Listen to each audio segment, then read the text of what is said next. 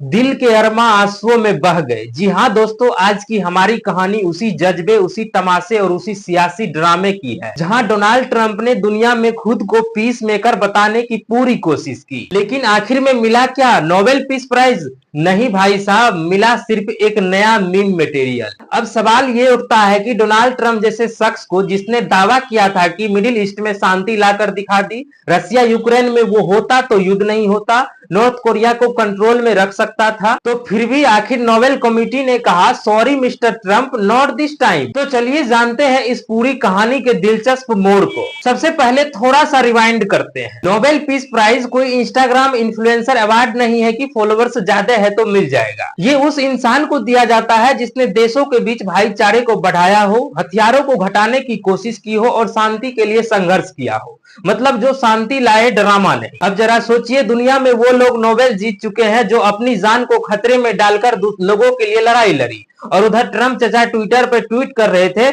I deserve the Nobel peace prize. भाई self nomination और self promotion में फर्क होता है ना। ट्रंप चचा का सपना था एक दिन ओस्लो से फोन आएगा और बोलेगा mister Trump you are the winner of Nobel peace prize, लेकिन जो फोन आया वो शायद स्पैम कॉल थी। अब आपको बताते हैं क्यों नोबेल कमेटी ने उनका सपना तोड़ दिया। ट्रंप साहब हर रैली में बोलते थे मैंने मिडिल ईस्ट में पीस करा दी, अब्राहम अकॉर्ड साइन करा दिए। अब नोबेल कमेटी भी सोच में पड़ गए, भाई ये पीस है या पीआर कैंपेन। एक तरफ नोबेल चाहता है संवाद, दूसरी तरफ ट्रंप के बयान ban him build the wall strike hard. अब बताइए भाई, दीवार बनाकर शांति कैसे आती है? नोबेल कमेटी किसी ऐसे को पुरस्कृत नहीं करती जो खुद विवाद का कारण बन जाए, लेकिन ट्रंप चचा के लीगेसी में हिंसा, मीडिया बैन और ध्रुवीकरण भी शामिल था। ऐसे में कमेटी ने कहा पीस प्राइज नहीं, थोड़ा पीस रख लीजिए अपने मन में। हालांकि ट्रंप चचा को कई बार नामांकित किया गया था। पाकिस्तान ने कहा इंडिया पाक टेंशन कम कराए, कुछ देशों ने कहा अब्राहम अकॉर्ड्स के लिए दे, लेकिन नोबेल कमेटी ने मुस्कुरा कर कहा इंटेंशन अच्छे हो सकते हैं लेकिन इंप्लीमेंटेशन बस यही गड़बड़ हो गई। अब आते हैं इस साल के विजेता पर, मारिया कोरिना मचाडो, वेनेजुएला की एक नेता जिन्होंने तानाशाही के खिलाफ